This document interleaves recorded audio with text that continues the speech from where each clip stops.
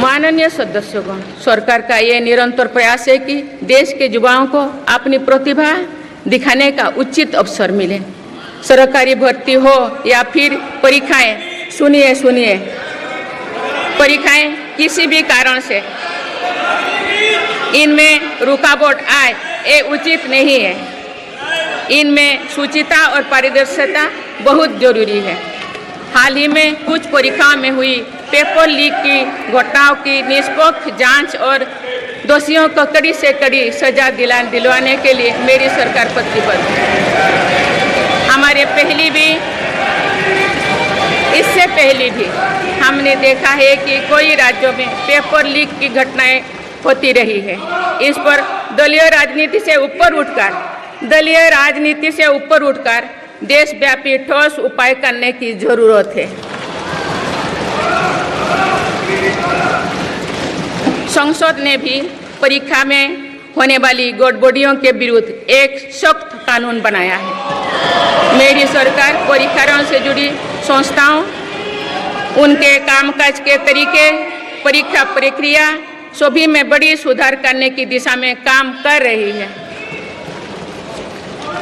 माननीय सदस्यगण, मेरी सरकार ने युवाओं की राष्ट्र निर्माण में भागीदारी और बढ़ाने के लिए मेरा युवा भारत माय भारत अभियान की शुरुआत भी की है। इसमें अब तक 1.5 करोड़ से अधिक युवाओं का पंजीकरण हो चुका है। इस पहल से युवाओं में नेतृत्व कौशल और सेवा भावना का बीजारोपण होगा।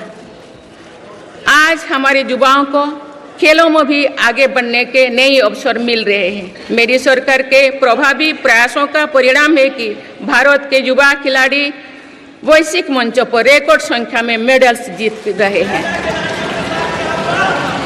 कुछ ही दिनों बाद पेरिस ओलंपिक्स में भी शुरू होने वाले जा रहे हैं। ओलंपिक्स में देश का प्रतिनिधित्व करने वाले हर खिलाड़ी पर हमें गर्व है। मैं उन्हें अपनी शुभकामनाएं देती हूँ। इन उपलब्धियों को और आगे ले जाने के लिए भारतीय ओलंपिक संघ 2036 ओलंपिक्स खेलों की मेजबानी की तैयारी भी कर रही है। माननीय सदस्यगण, जुलाई की 1 तारीख से देश में भारतीय न्याय संहिता भी लागू हो जाएगी।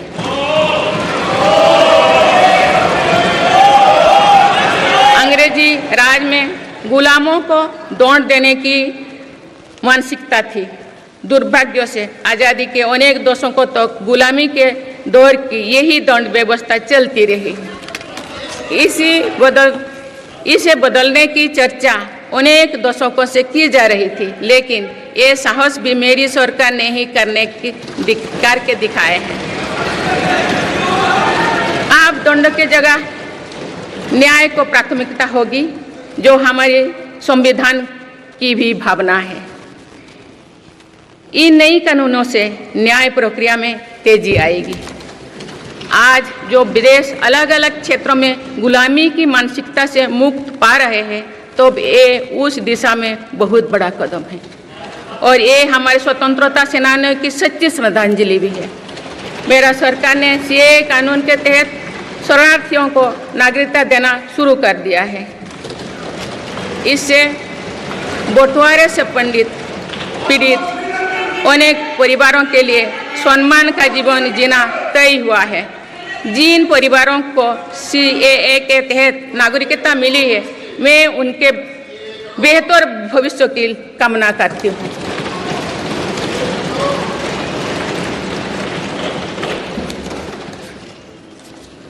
माननीय सदस्यगण, मेरी सरकार भविष्य निर्माण के प्रयासों के साथ ही भारतीय संस्कृति के वैभव और विरासत को फिर से स्थापित कर रही है।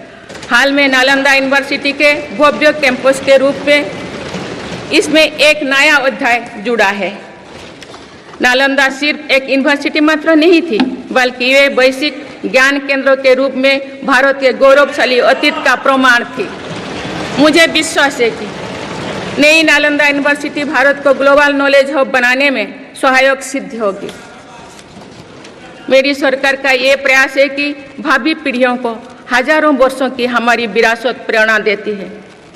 इसलिए पूरे देश में तीर्थस्थलों को आस्था और आध्यात्म के केंद्र को सजाया संवारा जा रहा है। माननीय सदस्यगण, मेरी सरकार विकास के साथ ही विरासत पर भी उतना ही गर्व करते हुए काम कर रही है। विरासत पर गर्व का ये संकल्प आज अनुसूचित जाति, अनुसूचित जनजाति, वंचित वर्ग और सर्व समाज के गौरव का प्रतीक बन रहा है।